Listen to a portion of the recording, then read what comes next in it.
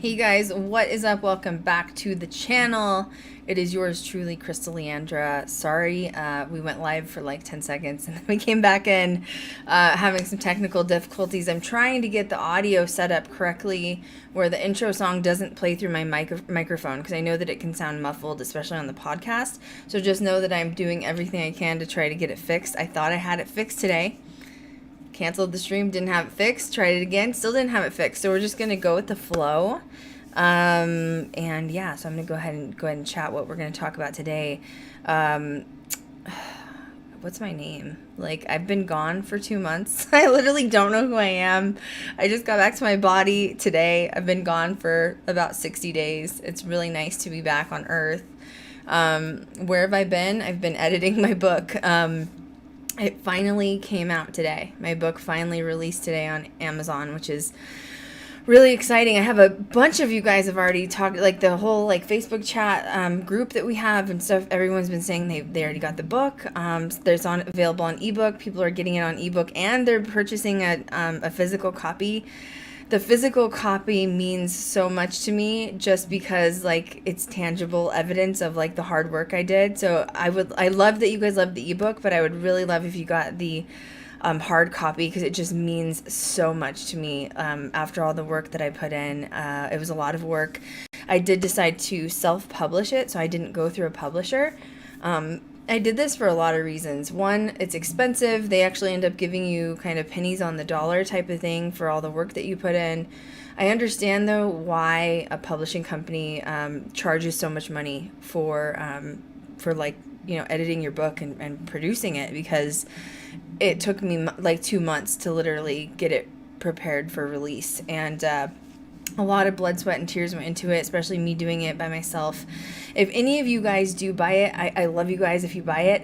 I'd love it if you could review my book on Amazon. I'm not asking you to just give me a 5-star review, although I would love that.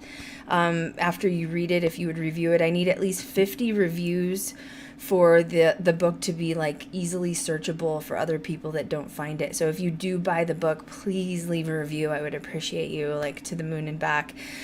Some people are literally halfway through the book. So what most people seem to be doing is they've already got the ebook, they're reading the ebook, and then they ordered the like actual physical book because it's going to take a few days to get there from Amazon.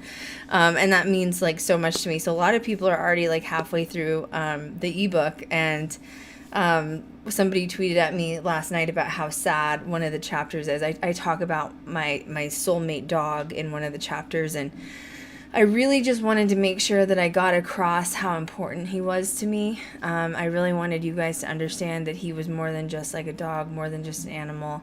So although that chapter is probably the saddest chapter in the book, it's the most meaningful chapter. Kat and I are going to be doing she's going to interview me in a couple of weeks, 2 or 3 weeks from now. I'm basically waiting for everybody to get their book in the mail, and hopefully you'll be able to read through it by 2 or 3 weeks from now. And then Kat is going to set up a Q&A session. She's going to come up with some questions and she's going to interview me about the book. So if you guys have any questions, you should just at her, on like Facebook or Twitter or whatever, and she'll probably take your questions. My book is a lot of ups and downs in my life. It does end on a happy note, ends on a very like positive note. I also tell some really hilarious, funny stories about random people that I dated in one of the last chapters. So it will end up as a feel good. I wanted to make sure that when the book closed, you felt good, so you'll see like the trials and tribulations I've had in my life, but it does come to a really positive, beautiful ending in my opinion. And it's just really exciting that it's finally out there and like it's a thing. So I can't wait to get my own copies in my hand. For now though, I'm going to bring in my sidekick Cat. What are you doing, sidekick Cat? Hi, being a Kit Kat, Kit Kat, how's the northeastern cold, freezing snowstorms? Cold and freezing. Right. Very cold and freezing. We had some snow this morning, but it's been super cold, super cold. I mean, single digits, but with the wind chill, it makes it like negative. It's like -2 or -3. It's what it feels like. So I'm like whining in Vegas here. We've gotten snow in Vegas, and we usually don't get. Can you just make sure we're running on Facebook, just as like a quickie? Just make sure that we're up and running. Just because I was like, it's a retrograde, man. Like when that happens, like there's just weird stuff when the retrograde's around, technology stuff. But yeah, it snowed in Vegas for a few days, and it was really strange. Like Vegas gets snow sometimes, so people get shocked by that, and it's like, no, it happens, but it was like stuck, and it was around the valley, so that was kind of weird. That was really weird. We're good on Facebook. We're good? Awesome. Okay. Mm-hmm. So, yeah, I shouldn't complain about the snow here. Kat is hopefully going to be making a trip out here, though, in the next, 2 to 4 weeks-ish, right? Is that our plan of action here? 2 is good. That's safe. That's a safe mark. She has knitted herself a hazmat suit, and she's ready to get on a plane and go. And when she gets to my house, I'm going to spray her down with Lysol disinfectant, and then she's going to jump in the shower. We're going to burn her clothes. Yep. And then there's no corona. You know what I mean? Like, we're good to go. We're just not going to worry about it. It's gonna be great. Literally. It's a good time, all right? It's been over a year now since I've been in Vegas. Mm-hmm. That's long enough. She's not... I mean, I'm sure we'll stream while she's here, but this is going to be... I mean, usually we have work trips only, but this time I think we're just going to kind of have a fun trip because... COVID has been fun, you know what I mean? So we're planning on maybe making a trip day or two into Utah, a trip a day or two into Arizona, a trip day or two into Cali, and except Cali we have to be careful because they have 1 in 5 people are sick right now. So if anyone gets near me, I'm gonna spray them with Lysol, straight up. It's like a pepper spray can, but Lysol. Pull it out. Our numbers in Vegas aren't too bad, thank God. But we still have people coming in here from, the hospitals are overwhelmed in California and in Arizona. And so we have people driving into Vegas because they have, the pandemic issue going on. And all of us local vegans please don't come in here, please. Our numbers are on the lower side. Just please don't. Just stay where you're at. We don't need you here, okay? Don't move. So our hospitals are pretty much overwhelmed. Oh, that's another thing I guess I should chat real quick. My mom is in the hospital. I know I tweeted that. Sorry to panic everybody. She had a triple bypass, guys, and her health is fragile. And she's older and her health is fragile. That's really all I can say. And so she's okay. It's she basically has a blood infection, and she's just on some strong antibiotics, being under doctor watch. She's not in the COVID ward, thank God, and she's gonna get out hopefully sometime next week. But that was also why my book was a little bit late being released, because I didn't want to have the attachment idea of my mom going in on the same day my book was released. That's just sad memory. Let's not do that. You know what I mean? So she's good. But today, Kat and I have some tea to spill, normal. When Kat's on here, it's going to be a funny, ridiculous stream. It's going to get real. It's going to get real because there's zero filter, and it's a gift and a curse at the same time. Why am I laughing? It's the trauma. It really is the trauma. It's fine. So we're going to go over a few things today, which is going to be a really fun chat. We're going to talk about Richard Ramirez and the documentary on Netflix. We're going to talk about Lupercalia because it is my second favorite holiday other than like my birthday. So it's Halloween and Lupercalia are like my absolute favorite. Are you the same? Yep. Is that like a gothic thing? Like I feel like that's a witchy gothic thing. It's messed up, but it's fine. All of my friends are like, "Oh, I love Halloween." And second, Lupercalia. Like let's I know, like it's horrible because I mean the actual origins of Lupercalia in Rome. I know we've talked about it before, but it's such a fun topic to talk about. It never gets old, you know? Like, it's so much fun. I made a Lupercalia t-shirt, too. If you guys haven't found the Ghost Girl Diaries, I made a bunch of merch. It's on my website. I'm still working on my website. I need to tweak some stuff. But go to ghostgirlglam.com, and there's even Ghost Girl Diaries hoodies. There's Ghost Girl... I ordered a hoodie for myself, by the way. So I'm going through a manufacturing company that prints on demand, and they ship it for me, but it's on my website. So the minute that it like gets done printing, they ship it out to you. A bunch of people have bought a bunch of stuff already. And I made a Lupercalia t-shirt. I made a couple of other cute ones. So just FYI, those are up there. Oh, and if you're wanting to search my book, go to Amazon, search Ghost Girl Diaries, and it should pop right up right there. Let me put that in the chat too. I'll look it up while you're talking. Richard Ramirez, Lupercalia. Oh, and what is it? After Death series? Is that what it's called?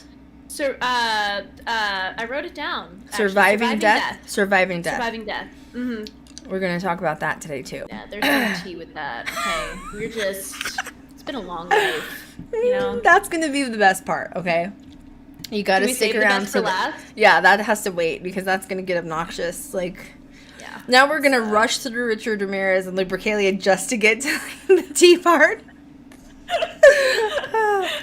You know us too well, Krystal. I know, it's so bad. All right, I'm copy and pasting the Amazon link now for the paperback. So Richard and Ramirez, you can select Kindle too. Oh yeah, there's Kindle too. Well, that's what everybody's doing, which I like. I love that everyone's supporting the ebook and the paper book. Like it means so much to me. Like I'm probably gonna film it on Instagram when it comes in the mail, and I'm probably gonna scream when I'm like holding my own book. Because like you can ask Kat, like she was there for the whole thing as creating it. Like there were days I was like, I just want to die. Like it's so bad. It's so much. She worked so hard on this. It's incredible to see it. I was literally up working till like 3 or 4 in the morning every night to try to edit it, and then like you send it to your friends, and then they read it, and then you have to edit it again, and like. Honestly, I've probably read my book like 200 times. I could probably recite it without even looking at it. And then somebody on my Instagram today was like, are you going to be releasing an Audible version? And I'm like, I feel like I'm having a seizure. Hire somebody else to do it. Probably. I would probably. I don't know if I could. I honestly don't know if I can read my book again at this point. Like, I just need some space. I love it. You know, I'm excited, but it's just like, I need some space. Oh, funny, Redemption said congrats. Thank you so much. So, okay, Richard Ramirez, the Night Stalker series. I'm just going to word vomit really quickly. All right, do it. I have done like a ton of research on Richard Ramirez, and I did not know he was a pedophile and he like molested children. Yeah, it was yucky. I did not know that. I had no idea. How is that not in like part of the history of like learning about like him as a serial killer? How do we not know that? Yeah, it's like skipped over. Well, and they even explain in the series that it's skipped over because you have atypical signs of serial killers, murderers, whether it's like they always have like a niche, right? Like if it's like young college women with like Ted Bundy, or like even Richard Ramirez, did you notice it was always like people of color or like Asian people specifically? Mm-hmm. That was like his thing. It wasn't like blonde white women. It was always like people of color. So there's always like a niche, but those niches don't usually cross over because whatever like childhood damage or trauma that they have done, which has caused them to be a predator. Oh, sorry, I saw something. I thought I saw an orb, but it wasn't. Don't worry, it's fine. We're safe. I was like, don't you come in here, Richard. Okay, I don't need you in here. Get your icky hands out of here. But usually they don't cross over. So if somebody is a pedophile and a child abductor and molesting children, the likelihood of them also breaking into people's houses and like causing rapes like he did with the women or murdering men is like zero. Like that doesn't happen. They don't cross over. So as the crimes were taking place with the Night Stalker, which he was like breaking into these homes at night, doing creepy stuff with these people, he would always rape the wife or the woman and then murder the man, but always left the wife to be alive. So that's interesting. Like that trauma definitely clearly happened in his path at some point. Yeah. But in the same time, they're having these like multiple crimes of children being molested, and he's doing the same sort of thing where he's night stalking. Like that was where his name came from. He's going in through windows. The way he was connected to all of these crimes is he's wearing the same shoe, and he leaves the same shoe print behind at every crime, whether that's like in mud or in a flower garden or even just like in cement, in the snow, whatever, whatever. It's always there. And he's breaking into these homes. He's abducting these children through the window, walking out the front door with the kids, like under 8 years old. So like between 4 and 8 years old. And he takes them back to his apartment, and he transports them via duffel bag while they're alive.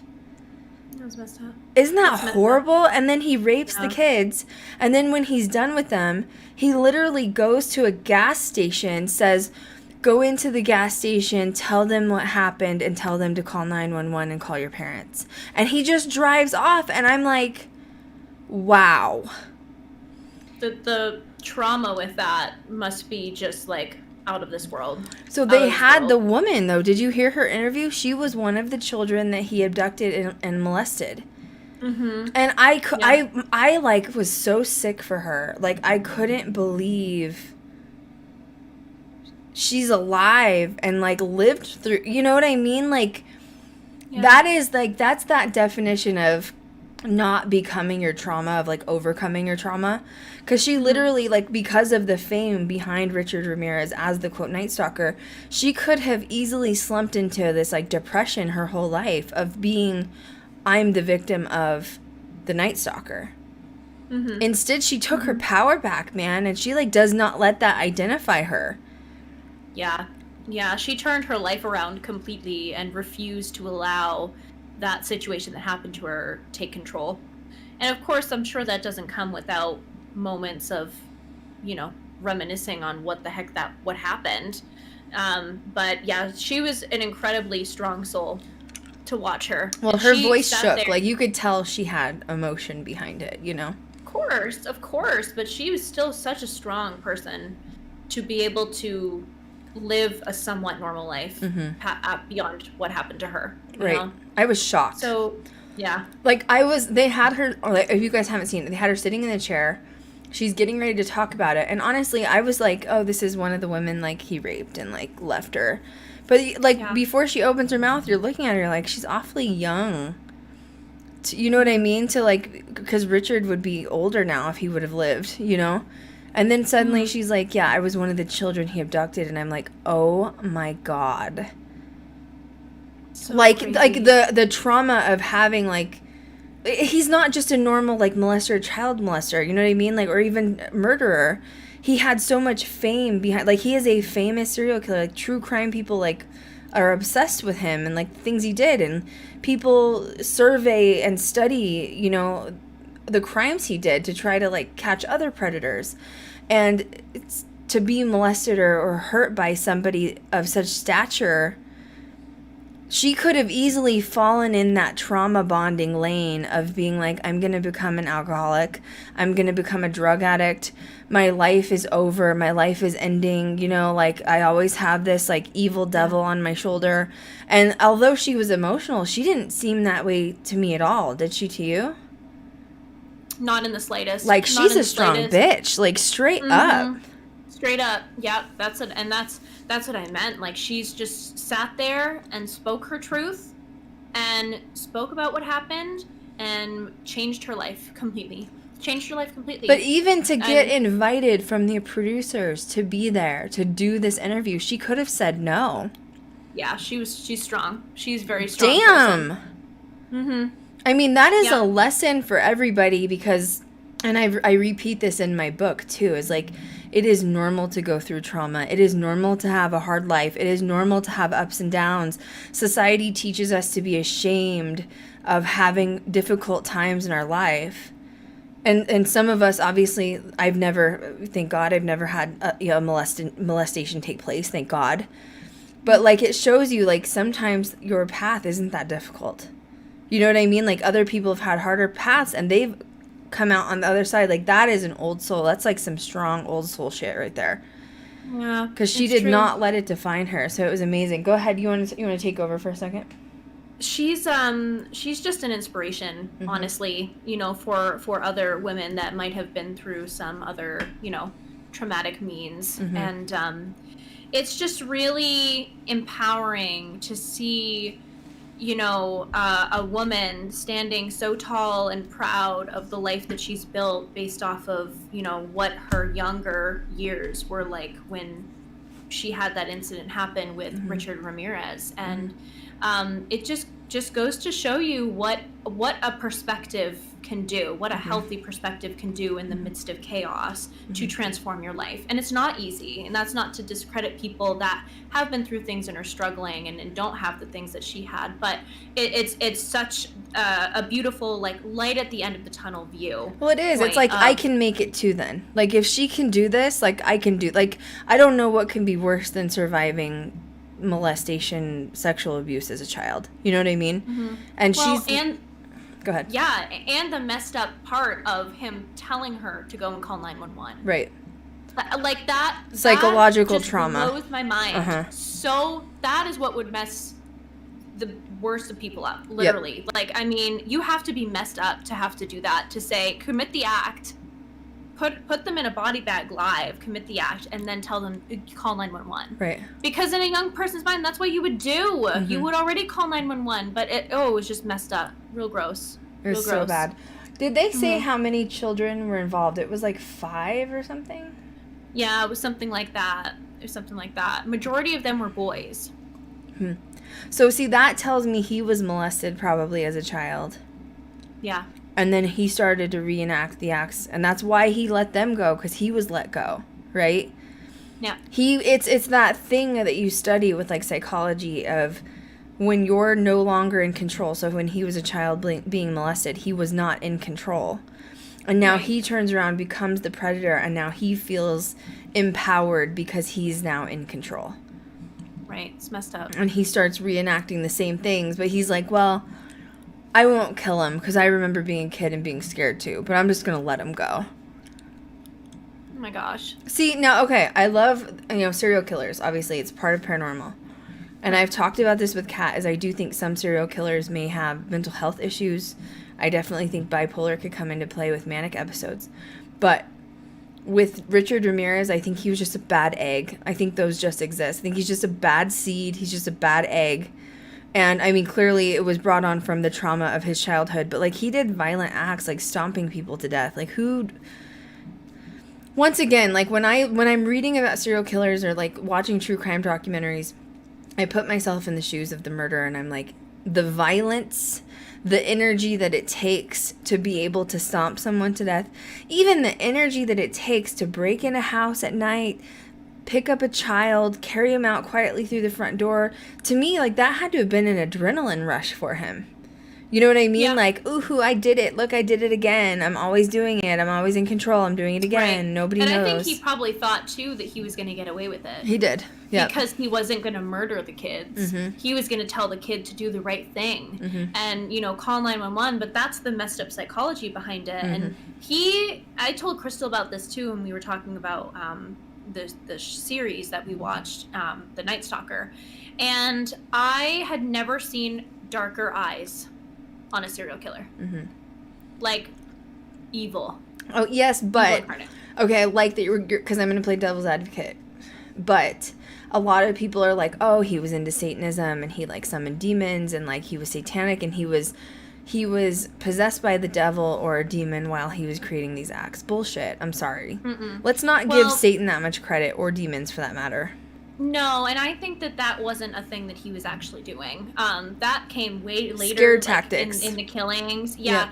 And, and this is just, like, to go off subject for a minute. This also goes to show you what the media does with certain symbols in the craft, okay?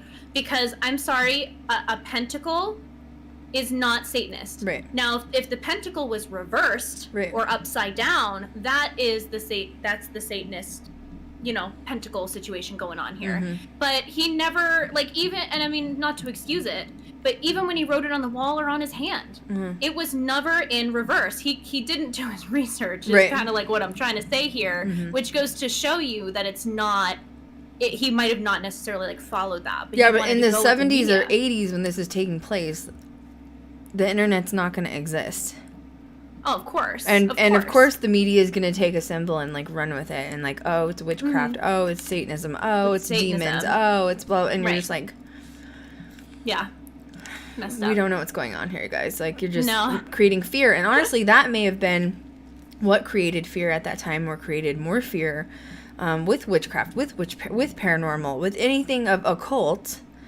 Mm-hmm. Because Richard Ramirez was now tied to it. But he was typical of every serial killer, and they even talk about that in the documentary, which is when he found out his name was the Night Stalker, he liked that. And he even admitted to police he liked his name. Mm-hmm. And now he's created this image, and that's why he kept continuing, these horrible crimes over and over again, all up and down the state of California. And it was because he was proud of the image that he was creating. He was a Night Stalker. He was there to scare people. He was there to make you afraid. And he was there to take control of your life and possibly kill you. And on top of that, now he's like, okay, well, I'm in jail, and now I want to create a darker image because the media is all eyes on me. He loved the media being there. You can see him waving at cameras, and yes, his smile is sinister, but he's still nonetheless smiling. He liked the attention. Yeah. And with that being said, of course he's going to start saying, oh, I'm a Satanist. Look, do you see the pentagram on my hand? And you're just sitting there really? Yeah, and the women that he also enamored that would come to his trials and things like that, and flirt with him because they liked the bad guy. Well, messed up. Ted Bundy did the same thing. He got that girl pregnant who just passed away. I know. Mm. Of course, I do think Ted Bundy is an example of possible manic episodes, because he said he didn't remember when it happened, and he said, so that's another story. But Richard Ramirez, I just think he's, in the case of this, and if you read my book, this is going to be in there. I don't want to give too much away, obviously, but I talk about what I think of people that come here, like Hitler. Or Richard Ramirez could be an example where they do, even Ted Bundy for that matter. You come here and you do bad things. What happens when you go home? If you commit suicide, do you die and go to hell? Or do you die and, have to face your maker? I don't really think either of those. I think that what happened was in their blueprint when they were pre-planning their life, because we all, in my opinion, we all pre-plan before we get here with our blueprint. I think that Hitler, I think that Ted Bundy, and I think that Richard Ramirez wrote in too many traumatic events in their life, such as childhood trauma, like being molested or whatever. Richard Ramirez said that he witnessed someone murder his female cousin's husband or something at a young age. So he had no respect from life. He wrote in too much trauma in his life. He couldn't handle it. And instead of being able to learn and grow from it and coming out the other side, which is what we're supposed to do, is overcome trauma. Instead, he went the other way and went dark. So what happens when you cross over? Do you go to hell? No, I don't think so. I don't think there's a hell that exists. I do think there's something that's called the left door. And I think people like Hitler, like Ted Bundy, Hitler, I doubt. Ted Bundy and... I think Ted Bundy crossed over. I do think Ted Bundy crossed over. I don't think Richard Ramirez crossed over. I think he is afraid to meet his maker. But I think they go back. They have to rewrite out their life path. And I think they have to be like, okay, wrote in too much trauma. Can't do that again. But you have to go back and conclude your life again. Back through the left door. But you have to take some bits and pieces of trauma out. Because I really think these people that are serial killers had some really messed up childhoods. Some seriously messed up childhoods. He was born in February 29th, so that was why... Okay, this is something I wanted to bring up. So he was born on technically, what is that, Leap Day? Is that what it's called? Yeah. Leap Day was February 29th? Yes. Because normally there's only 28 days in February. You know who else was born on February 29th? Who? Eileen Wuornos. Really? Female serial killer from Florida. Wow. That's interesting. Now, if anyone's listening and your birthday's on February 29th, don't come at me, okay? Don't at me on social media. I'm not saying you're a serial killer. But it does make you wonder, if there's some sort of a correlation there. They weren't born on the same year, but it does make you question things, doesn't it? Because technically their birthday only what's leap year? Is it every 1 year, every 2 years, every 4 years? I can't remember. I can't remember either. Yeah, I can't remember so either, but they don't like get to celebrate their birthday every year because it doesn't exist every year. So it does make you wonder if the times we come in and we pre-plan our lives, if it unfolds that way for a reason, does that create extra trauma not having a birth date? Ooh, that's a good theory. That's a good theory. You know, I mean, I would feel left out as a kid, wouldn't you? Yeah, something to think about. You know, like, or your friends making fun of you. I mean, that probably just added to the trauma of being like, when's your birthday? February 29th? Well, it doesn't exist this month. You know, like, it's just more trauma, compounding, you know? Wow. Like, you're worthless or nothing. Well, didn't he get cancer while he was in prison? He did. He ended up getting cancer and he died. See, so that's really interesting to me because I've seen this happen a few times. Where dark people, and I'm not saying everyone that gets cancer is a serial killer either, but I've seen this happen a few times in my personal life where the universe redeals karma back to you in different ways. And in my opinion, for him murdering, wasn't it 13 people or something that he was convicted of? They think it was more, but he admitted to 13. And then he gets cancer while he's waiting on death row and then dies? Yeah. Just saying, karma comes back at you. It doesn't have to come back at you as a serial killer, but it repays its debts. I find it interesting that when he was being pursued by the police, and he went into like that little like suburb area where people were, and he was so obsessed with people like calling him the Night Stalker and all of that, and I just find the irony that he was literally attacked by the crowd that knew he was the Night Stalker. Like, you're not so famous and good now, are you? Right. You know?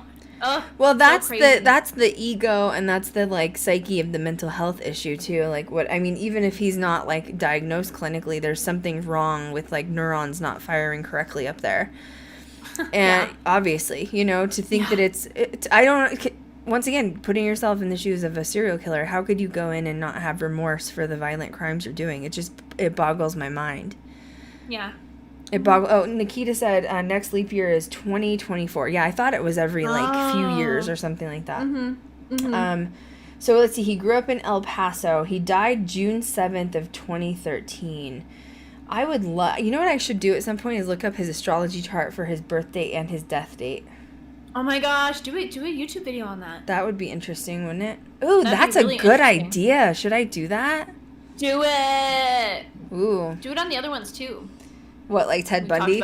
Let's talk about serial killers astrology chart. That's actually I wonder if you could correlate something out of that. Make it a series. Make it like a YouTube series. You guys think I should do a series? Or Twitch. Do it.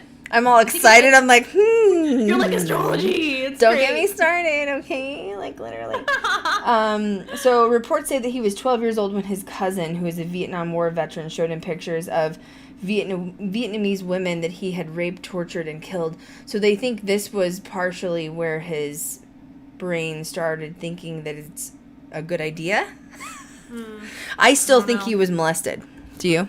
Yeah, there was something wrong that was going on. And I agree. He never really, correct me if I'm wrong, but there was never really any information brought up about his childhood. He kept his mouth shut. There was not a lot of contact. It's interesting because if you're researching, and I'm assuming it's the gender displacement of female versus male.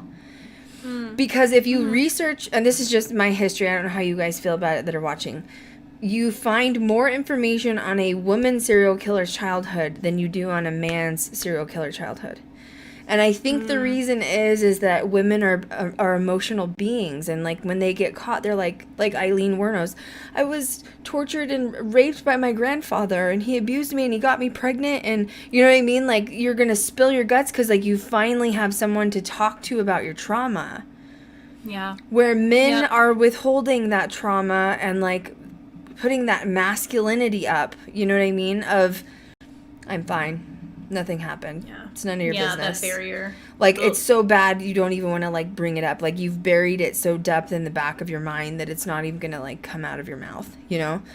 Yeah. That's just what I've noticed with researching. Because even Ted Bundy I still think something was wrong with Ted Bundy, too, because they think he kidnapped his first victim was when he was on a newspaper route when he was living in Tacoma, Washington.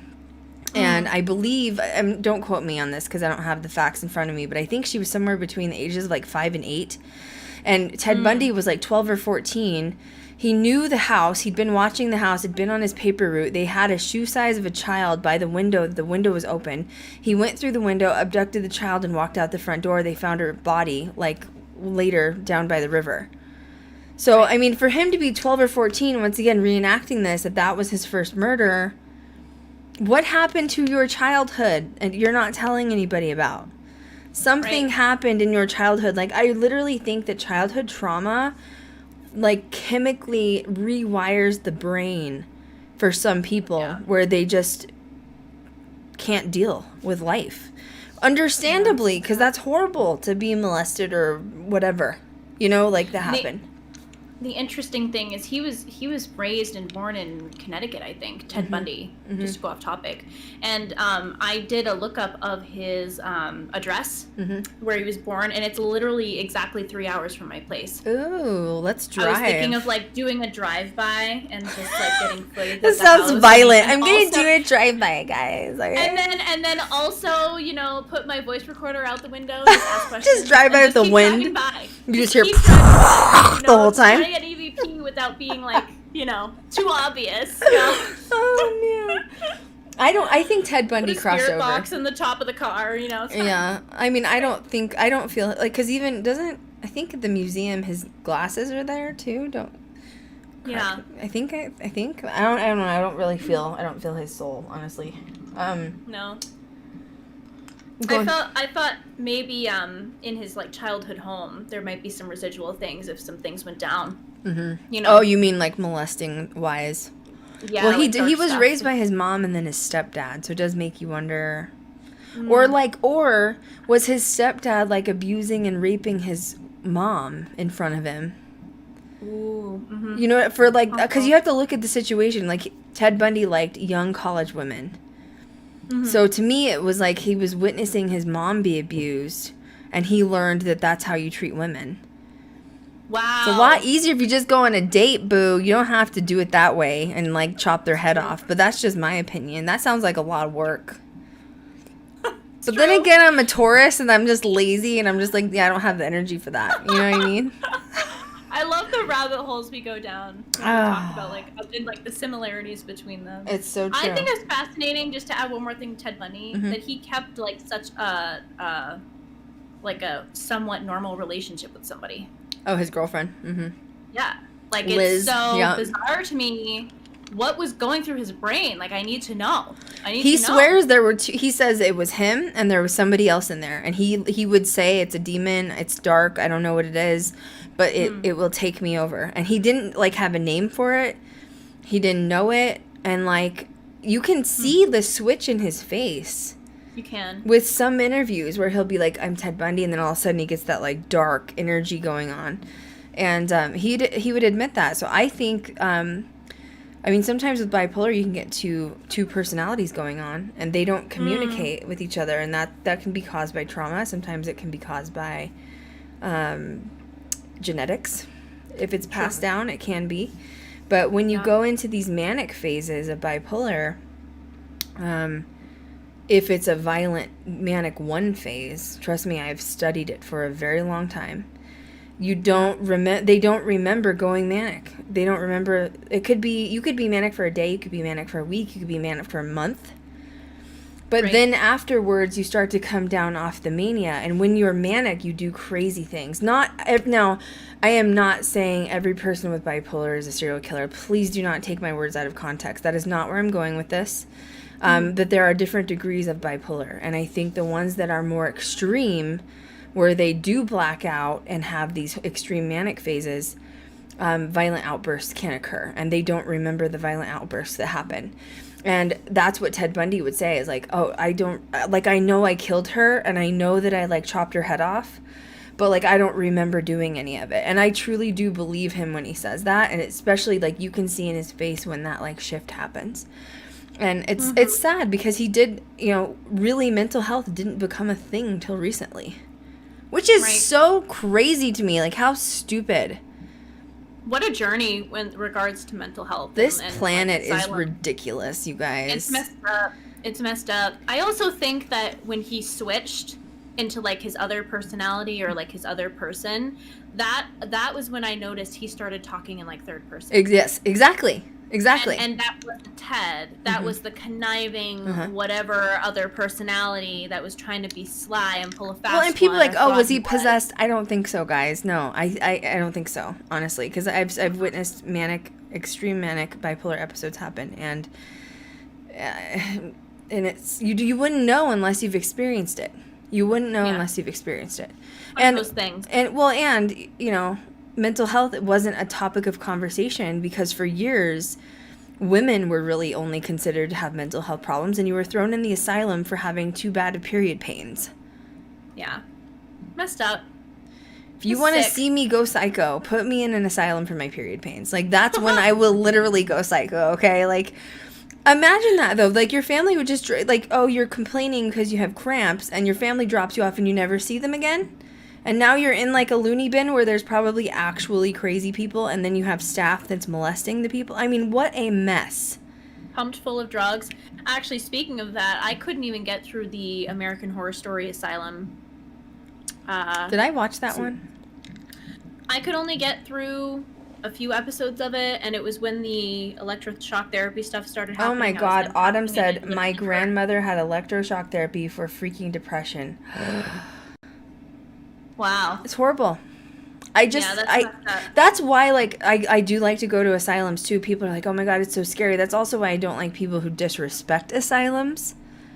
Because the media made a fear behind asylums, people. You know, like, I'm not saying there weren't crazy people in there that needed medication and we just weren't medically advanced enough to be able to help them yet.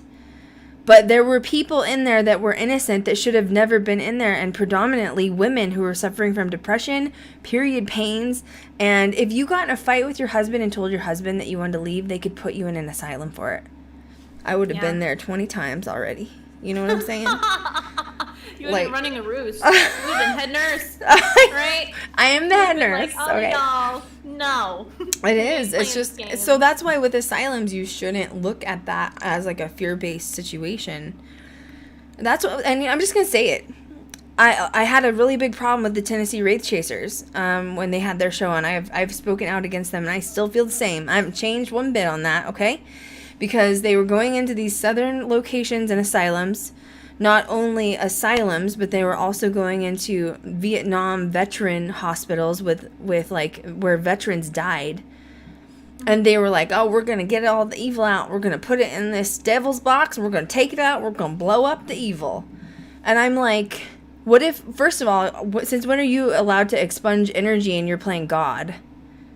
If a God exists, since when were you assigned that position? Second of all, how do you know that you're blowing up energy? And third of all, how do you know the energy that you are blowing up if, in fact, it is working? What if that's a decent spirit? What if that's a veteran spirit? It's true. It pisses me off. Anyway. Yeah, and how do you blow up energy? Wouldn't you just create more energy if you're going to blow it up? You know, like, I have a lot of... You know what? That was Satan's work, okay? What they were doing was Satan's work. Like, literally, I'm sorry. It was so wrong. Well, and it wasn't even that. Like, through the series, they would go in these asylums, the Tennessee Wraith Chasers. I got some hate from some people that supported them. I don't care. I will continue to say this. First of all, I don't think you should ever go in a location and disrespect the energies in there. They live there, you don't. Second of all, asylums were for mental health patients. Since when do you have the right to go in and disrespect people that have mental illness? Just because you can't see it and it's not cancer doesn't mean it's just as bad as cancer. Even if it was depression, it can still be serious. And third, going in to disrespect military bases where these men served our country and put their lives on the line. At the time, only thing that existed was shell shock. They didn't even consider it PTSD or other mental disabilities.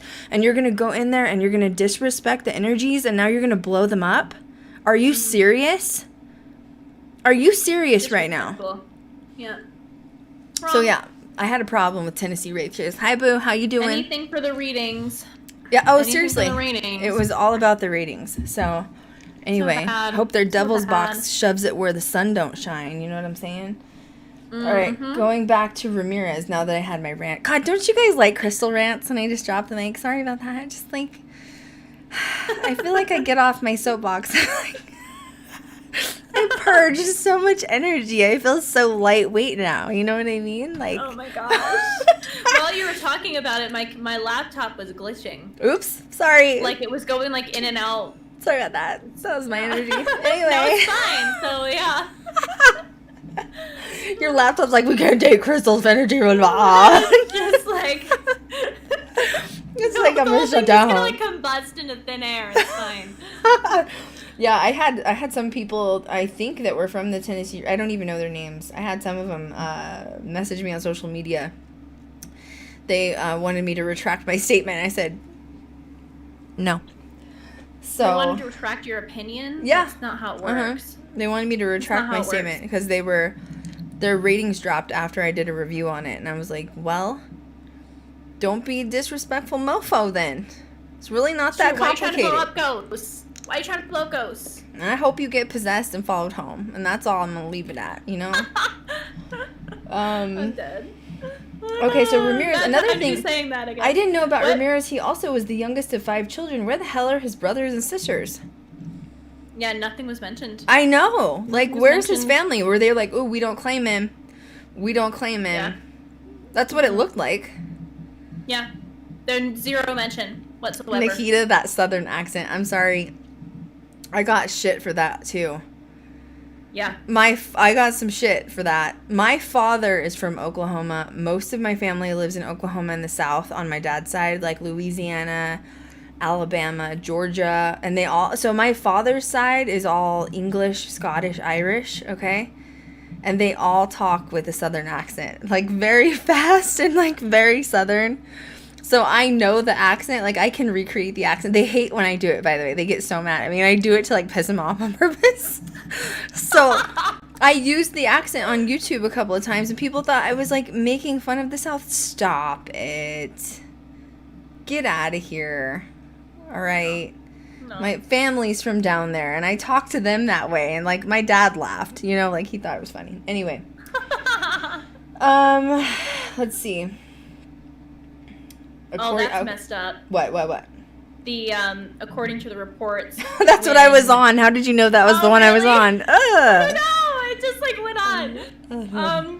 When Richard was 12 years old, a cousin who is, a Vietnam War veteran. Oh, yes.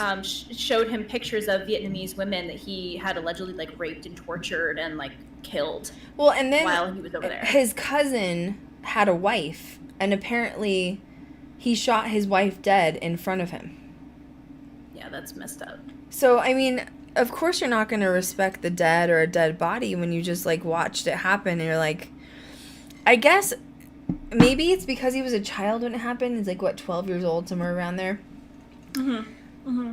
As a child, I feel like you don't comprehend the psyche of, you know, like you hear on the news, oh, there was a shooting today, it happened, blah, blah, and then that's it.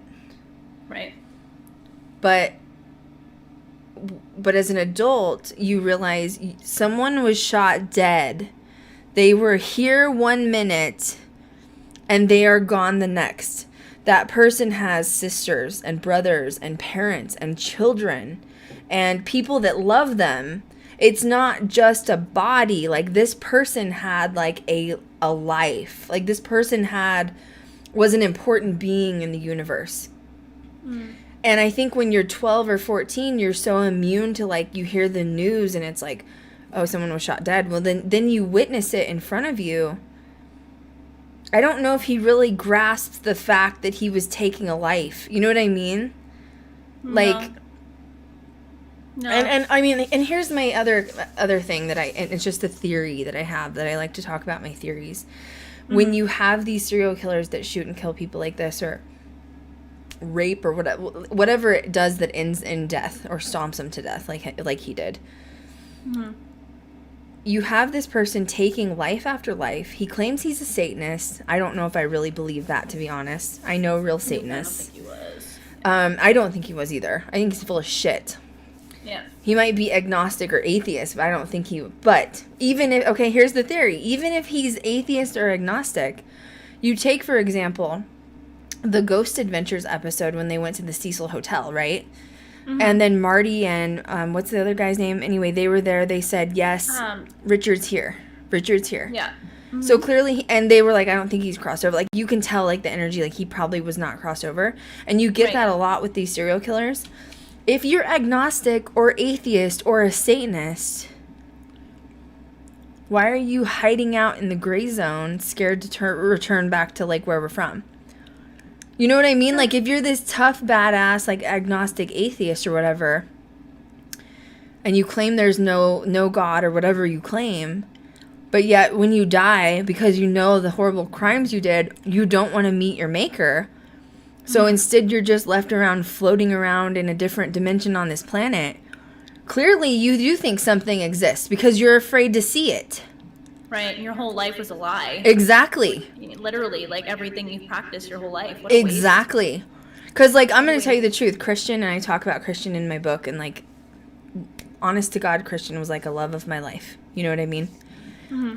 Christian was extremely... What's atheist agnostic where you don't believe in anything? Yeah. Whichever one was like, he doesn't believe in anything. He did his whole life. Does nothing. Nothing exists. No, we don't reincarnate. Nothing exists. When he died, he did cross over. He's come to me in dreams several times. He's like, I fucked up. Yeah, we've lived a lot of lives. Like, yeah, this shit's real. Like, and he crossed over. Even though, but once again, if you're true agnostic or atheist, and you see the light or whatever it is when it happens, of course you're gonna go through because now you're curious. Now you want to know what's going on. Right. So it just, I'm sorry, I'm going down a rabbit hole. But anyway, you know what do you see where I'm going with this? Like, yeah, I see. If Richard's such an ass and he's such a badass and such a bully to be able to, like, overtake these people and end their lives, kind of like a pussy ass bitch for not going to the other side because, you know, like, I don't think you're, you know, following through with who you claim you are. You're not as truly scary and badass that you say you are. You were just catching people at a vulnerable time while they were asleep. Right. So.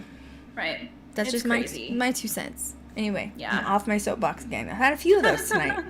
It's been fun, you know? It's been a nice release stream, you know? We're just... Maybe it's from the book. I'm going to blame my book. It was just a lot. You know what I mean? Like, Jesus. And retrograde. Yeah, literally. Mm-hmm. Okay, so he had a screwed up life, you know, like he's getting pictures of murders and rapes and all this stuff. Then 1984, he commits his first murder and raping and stabbing of a 79-year-old widow. Once again, you're a pussy ass bitch. I'm sorry. Mm-hmm. You broke into someone's house in the middle of the night. An old woman, so he's probably watching her. She's weak. And you're going to pretend like you're this badass? Get out of here. Get out of here. You're weak. You know what I mean? Yeah. No, it's just dark. It's just dark. And it goes to show you that, you know, these murders and these serial killers that just kill to kill, regardless of their past life, are just baseless. Yep. They literally have zero empathy whatsoever. Oh, so this is new info you found. 2009, he was implicated on an April 1984 murder of a 9-year-old. So he did murder a child, so his DNA did match the crime scene. Yeah, but they didn't charge him with it. Wow. Yeah, so they must have not had enough evidence. Well, also, he's already on death row for 13 murders. I don't know how much more you need. You know what I mean? That's true. But, I mean, I guess it does bring justice to the family, but, wow. It's amazing DNA can do anymore. It's true. He waited about 8 months before resuming his killings, and most of the deaths were around Los Angeles, as you guys know if you watched it. And he basically would do home invasions at night, hence why he's called the Night Stalker. He'd wait till everyone was asleep. They think that he handpicked his victims. So if it was a married couple or a couple, he would murder the man in cold blood, like shoot him in the head usually. And then the other person would be like the wife, and he would torture and rape for hours. And then he'd just leave. He'd leave her, she'd be raped and bloodied and beaten, and he would just walk away and leave.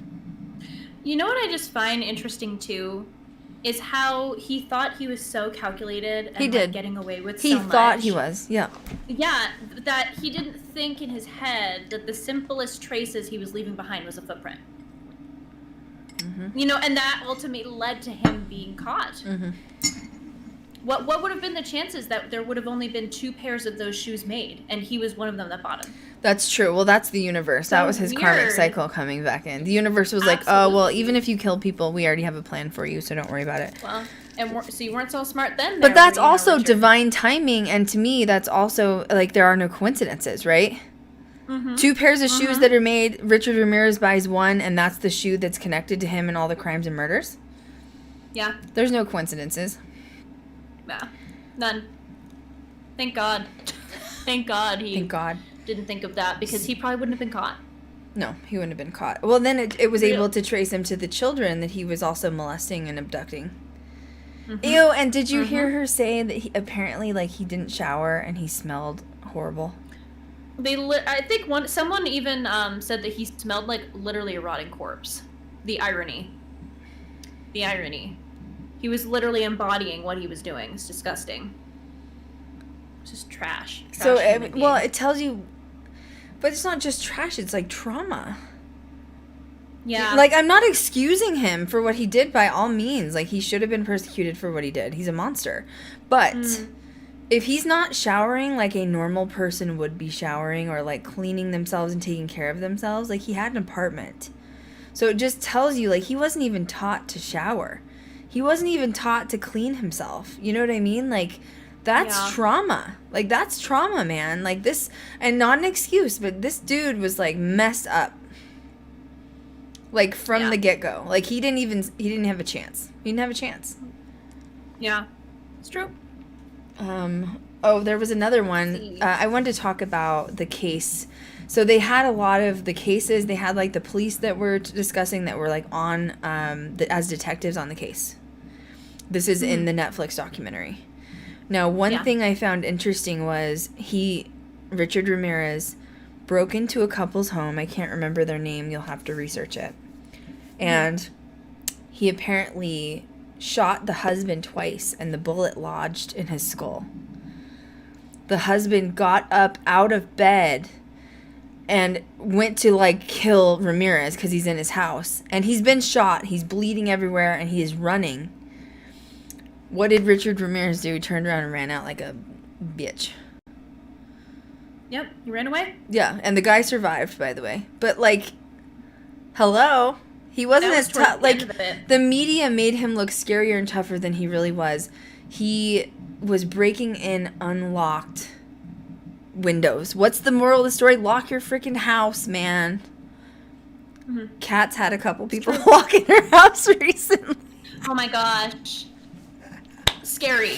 Like, like, not even exaggerating. I've actually had someone. Yeah, Kat has a roommate, and they don't like to lock the door sometimes. You know what I mean? And it drives Kat crazy. She gets very angry, and Kat's been in her house. Tell them about it. Why am I laughing? I'm not trying to be mean, but and it's not even to be weird, but you know what? Men just need to, like, you know, do simple tasks once in a while. You know what I'm saying? It's normal. Lock the door. I can't. Pick up after yourself.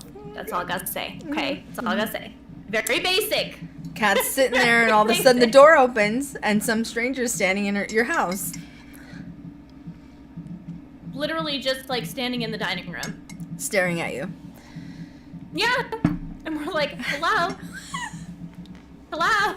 No? You just gonna, it's not funny. I shouldn't laugh. It's really not funny. Dinner? want some dinner? Get out. Oh, come in. Why don't you stay a while? Nice to see you. But that tells you that, like, even people, like, I mean, I don't know if he was going to do anything, but still. That's how easy it is to just go in somebody's house when it's unlocked. It's like a candy store. Done. Mm-hmm. Yeah, it is. Life gone like that. You know, my aunt, well, my mom's side so my dad's side of the family is like Oklahoma in the south, and my mom's side of the family is from Pennsylvania and Missouri. And my mom's side of the family, very Midwestern. It is a common theme in the Midwest to not lock your doors, not lock your windows. You live in Kansas City, Missouri. It's a little bit rural. Everybody knows everybody. There's subdivisions. It's trustworthy. It's this, you know, it's a little bit southern. And when my aunt moved to Colorado, it was more of like a western town. It still is a little western, you know. And people just break in, walk through your door. And I remember telling my aunt, like, lock your freaking door, man. And she'd be like, oh, we're going to be fine. Everything's fine.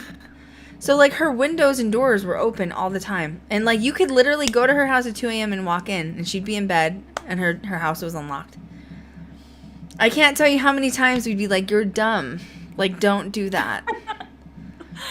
Yeah, it's just the generation. Mm-hmm. Just the generation. My grandparents would do the same thing. I don't even come home for, like, 5 minutes without locking my door, okay? Colorado and Vegas, but like, and I live in a gated, guarded community, and I still would not leave my unlocked. Okay, like literally. True. Anyway, True. Sorry, tangent. I love these streams. They're so fun.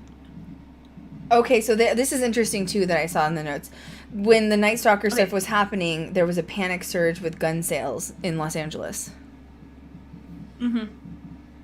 What good's a gun when your window is open and you're asleep? You gonna sleep with it in your pants? Like what are you gonna do? And then shoot your willy off? Valid point. It is. Mm-hmm. Just I feel like it's a lot cheaper just to lock your windows. But do what you want. You know? It's true. It's true. But I did find that interesting. That is interesting.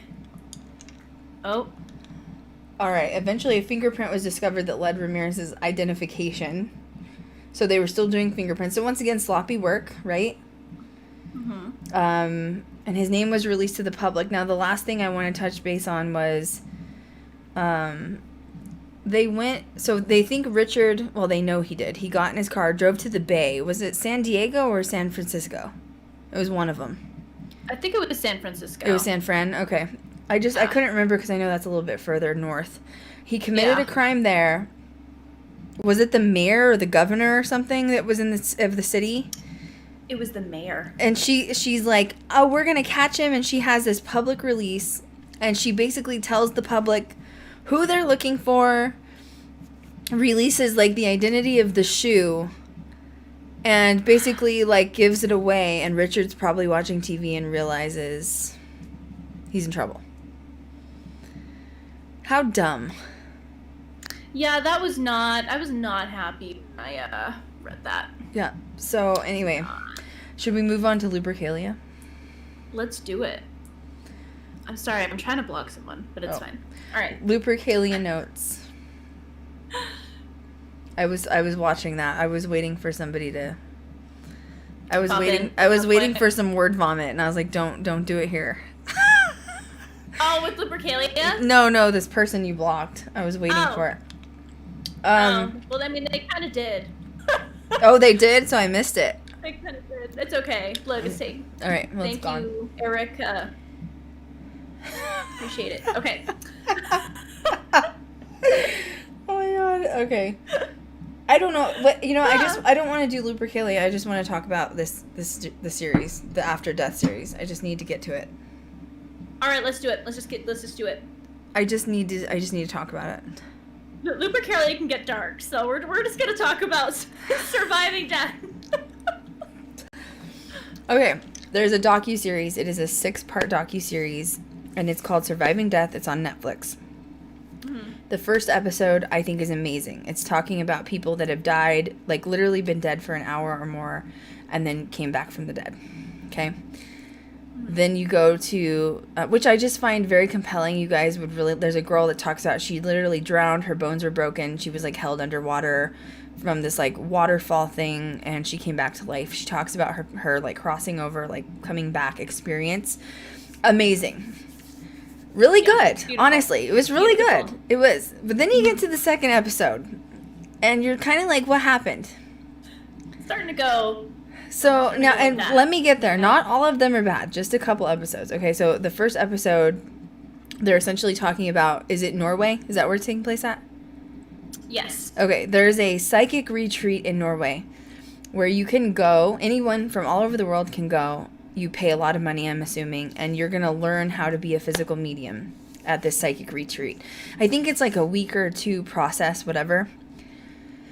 What it really seems to me like, they interviewed some people that were going, like, basically you're learning how to become intuitive and how to, like, trigger your psychic abilities, okay? And, like, you're trying to learn how to, like, trust your gut instincts. How to become a medium, essentially. Uh-huh. And you're kind of like, okay, I don't know if I'm buying this, but okay. Because I bet these people are making some bank off of it. Like, I'm not a scam artist, but if I was a scam artist, I'd be doing this. You know what I mean? And what it really, and they were interviewing people that were paying money to go to this place. But did Erica put the protective eye up there? I'm dead. I can't breathe. I can't breathe. That was so good. Oh, I'm so sorry. Okay. Thank you for that. Thank you. So, the second episode, they're talking about doing seances, and that seances are one way for people who are not familiar with their mediumship to feel the energy of a room, feel what paranormal activity feels like. And basically, like, you're sitting in a seance, it's completely dark, pitch black room, and you need to, like, talk about what you're feeling while you're in this, like, paranormal interactive environment. Is that a good way to explain it? Yeah, I think so. Okay. So Which I'm through different, like, levels. Right. Which I'm like, cool, seance. Like, we know what seance is. Kat and I have done seance. Like, cool, seance, awesome. You know, I like seances. Chill. Mm-hmm. And then it kind of gets a little dark all of a sudden. And it gets dark because they start explaining how they're going to do these seances. So there's always one main psychic medium or physical, they call her a physical medium, that is running the seance, okay? So essentially she is going to be the head of the seance. She's going to sit in a chair like this one I'm sitting in, right? It's like a tall black back chair. Yep, there's chairs, there's armrests, and in order for her to channel the spirits, they are going to Velcro strap her arms and feet to the chair. And their main purpose for doing this is they don't want anyone to think she is walking around. Like, they want the mediums to understand that they're training their psychic abilities and it's paranormal activity that they're hearing. I don't think that's the main reason that they're doing it. But anyways, we'll get to that in a second. So I'm sitting there and I'm like, so the second episode, they don't show this unfolding. They're just kind of talking about how she gets strapped into the chair. And I'm kind of like, huh? This looks like The Exorcist unfolding here. Like, you're strapping her to the chair. Like, this is what you do in a possession. Like a severely infested possession. Yeah. And I'm like a red light glowing. I'm confused. I'm really confused. Yeah. So the second episode essentially wraps up with not showing what happens. That's in the third episode. We'll get to that in a second. The last thing they say in the second episode is she is going to invite spirits into her body and essentially allow herself to become possessed. And when that happens, there's going to be ectoplasm that occurs. And the ectoplasm is coming from entities that they have summoned in with the seance. And now she's going to allow the ectoplasm to enter her body through her orifices. But the problem is that sometimes the ectoplasm comes out of her orifices. And essentially she was saying she shats herself. She was like, I'm not gonna explain where. We know where. We know where. I know where your orifices are. I'm dead. It's not a secret. I took biology. I did find it interesting about the ectoplasm, as like weird as she was describing it, and like it was just weird. I feel like it could have been worded differently than the way that she did. You think, but I Kat? really, what? You think? Yeah. I mean, that took me by surprise. It was pretty professional up until she told me she had exoplasm coming out her orifice. It was. I had to rewind it and make sure I heard it correctly. Yeah, I couldn't tell if she was just trying to like be playful with them, because you could tell that they were like a little nervous. I think she was serious. But it was weird. Like she seemed really serious, and I thought it was really interesting though when they showed like the photo. Before they strap her in the chair, did they at least let her wear like a Depends? Can you imagine being strapped to the chair and you shat yourself and you can't move? Oh That's gosh. worse. That's even worse. Oh Why gosh. strap her in? Let her run to the toilet. I mean, do something. Put a porta potty in there. I don't know. Strap her to a toilet. That would be the easy way, wouldn't it? I'm dead. Imagine being in the room with someone who's sitting in their own poo and the smell coming through there. Are you serious? No. That's not my I'm kind of all set. seance. Locked in a dark room. With a red light? That's the demon. That's the demon. True. Anyway, it was rough. So if you can get through the second episode, good luck. Third episode was watching it. I didn't see any orifices coming loose. But... There was Timmy though. Stop, Cat! Stop! Oh my god. I'm just saying. I'm a real boy. I can't. Okay. Not the gumdrop bug. Oh, I can't. Okay. I'm crying right now. Like, it's so bad. You guys have to watch I it. had to go there, okay? Timmy Oh. needs to be known. Okay, Timmy so... was the spotlight, even of the ectoplasm, okay? Okay. He was more important. Third episode. What's the series called again? Surviving Death. Surviving Death on Netflix. Okay, third episode. They're gonna do the seance. Now, one thing that they did say that I did take away from this episode was when they have a seance, they play happy music and they sing. And they say that builds up the energy in the room and it creates energy and it allows entities to manifest easier. That's genius. I'm gonna start using that method. I think it's amazing. So I did take that away. Now, they didn't allow cameras in the room when the first ectoplasm took place. I can't. I just can't. It's so bad. They strap her. So You bad. can hear her being strapped to the chair. Her legs and her arms are strapped to the chair. And, like, they're singing and, like, all this stuff. And then, which one came through first? The British voice? Yes. Yep. So they're singing, like, there's only audio. They say, like, oh, we don't allow cameras in there because it can, like, mess up the EMFs. I'm like, whatever. You just don't want to hear, like, Timmy fart. You know what I mean? So, so bad. So, it's so bad. I cannot get straight. Like, literally. Just to, like, touch on it quickly, I think what got me the most was everyone was so excited. I'm crying. Like Timmy was where it was at, okay? Like, Okay, I was at a party with stop, Timmy. Kat! Alright, that's all I'm Like, gonna you're say. making me cry. Like, literally, it was so funny. Holy shit. Okay, so first this British voice comes out. Like, okay, I don't know how real it was, guys. I don't know. It's this woman who's from Norway. She shouldn't have a British voice. You know what I mean? It was this like slow, deep British voice of this woman that comes out. And she's like, I am the spirit guide. I will be your guide for today. And then she's talking for a minute, and you're kind of like, this is a shit show. Like, what's going on here? And then all of a sudden, Let her get it? Do you get it? It's actually a shit show. Anyway, ooh, I'm sorry. Yeah, It's sorry. so bad. But, Sorry. okay, so then all of a sudden, this British voice is like, I'm going to let Timmy take... Wait, was it Timmy or Tommy? Yeah, it was Timmy. It's Timmy? It was Timmy. She's like, Timmy. I'm going to let Yes. Timmy take over from here. And Timmy's going to come in. And all of a sudden, Timmy sounds like the gingerbread man from Shrek. Hello. Hi, Buzz. Hello, everybody. My name's Timmy. How are you? And you're just like... I'm a real boy. I'm gonna be your god today. I was taken back, okay? I just wasn't expecting Timmy's voice, you know what I mean? Like, yeah, that was a little weird. I mean, anyway, I was expecting some like creepy ghost kid voice, you know, like whispery, and this was like, no, this is the gingerbread man. He is here incarnate. It's great. Good time. Oh, Erica just said she just ordered my book. Thank you, girl. I'm so excited for you to read it. Yes. Please leave me reviews. Please, I need your reviews. Anyway. We stand, Timmy. I don't know if you guys are going to be able to get through the second and third episode. Now, if you can get past the second and third episode, the fourth episode's really good, the fifth episode's really good, and so is the sixth episode. So, and it, by the way, it has nothing to do with the way it was filmed. Like, it wasn't like Netflix filmed it poorly. Like, it's filmed beautifully.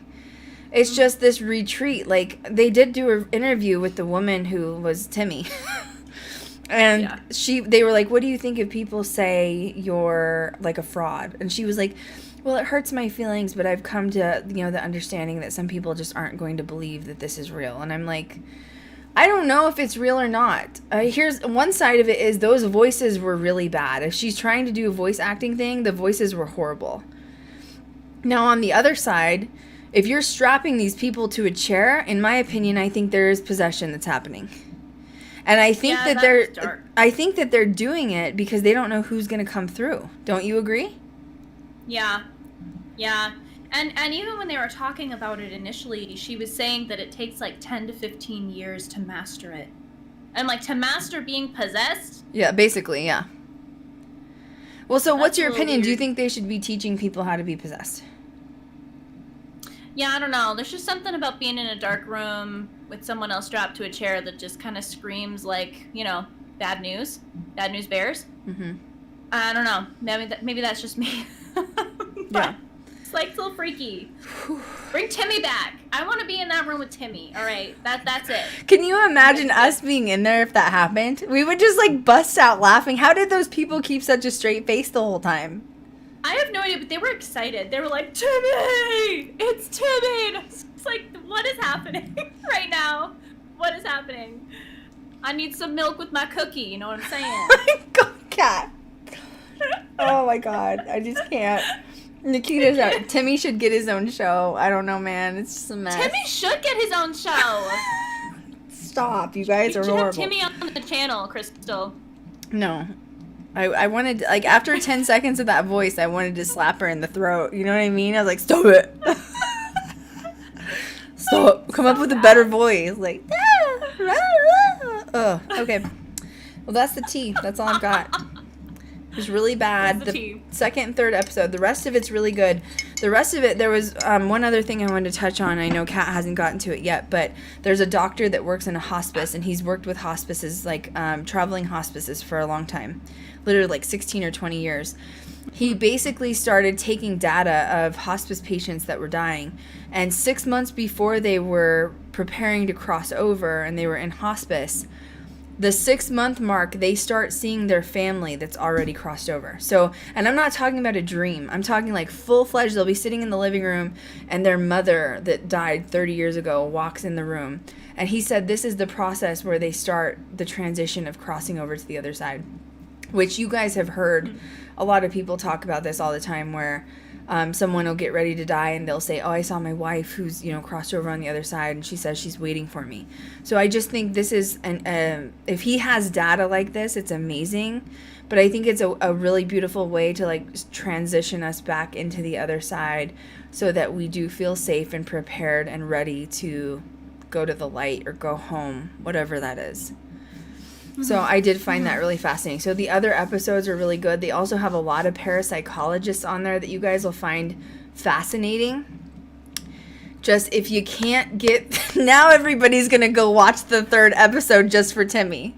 Like literally, they're going to skip every... Like, I just need to see Timmy. Like, Video Timmy and tag Krystal and I. Okay? Just do it. I could listen to Timmy content all day. Right? Timmy content. Stop, Kat. You're so bad. What? Oh my God. It's just Shrek. You know? I talked to Kat this morning and I was like, did you watch Timmy yet? And she's like, who's Timmy? I was like, you just need to go watch Timmy. And so she calls me and she's like, I'm dying of hysterical laughter right now. So bad. When I heard it, I thought it was a joke. No, it's not. I felt like a commercial popped on or something, and it was just so out of left field, you know. It was Long so, live and Timmy. And mystical, and then I was like, hello, and I was like, you're waiting for this like ancient oracle to walk in, like your guides, and it's like this for, deep this voice, demon and all of a to, sudden it's like, come up. hey guys, how are you doing? It's me, Timmy, and you're like,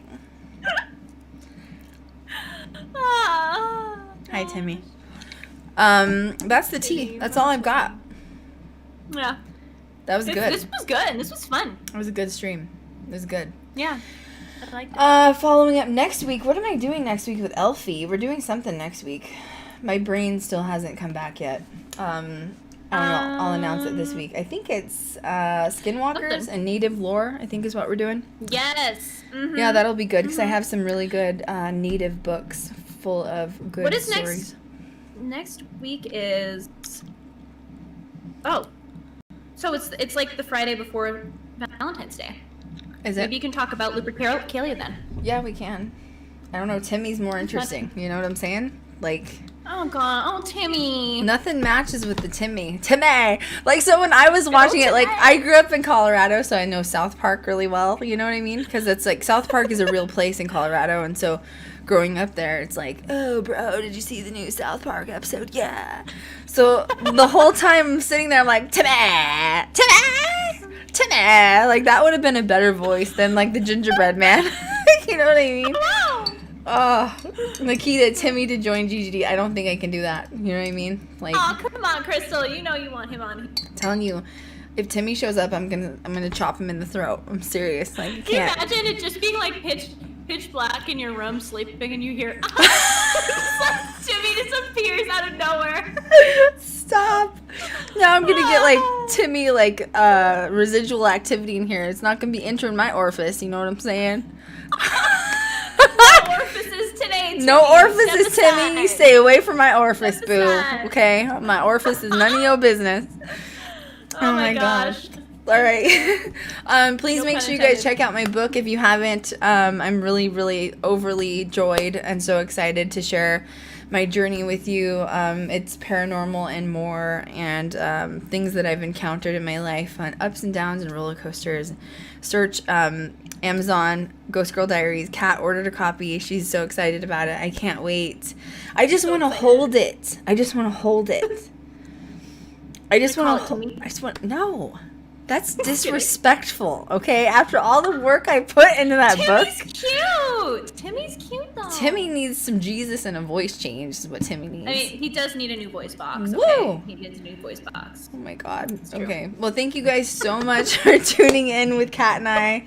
You always know these streams are the best with us. This one will also be uploaded for a podcast. It should be up tonight or tomorrow, and it will also be uploaded to YouTube. And yeah, that's all we got. Super fun tonight. Signing off with Had a Timmy. blast. Thank you, Timmy. Shout out to your voice. Thank you for being a part of the stream. Make sure you check out the Richard Ramirez series on Netflix, as well as Surviving Death on Netflix. Timmy is episode 3. And as always, we will catch you guys next time. Follow us on social media. Bye, guys. Bye.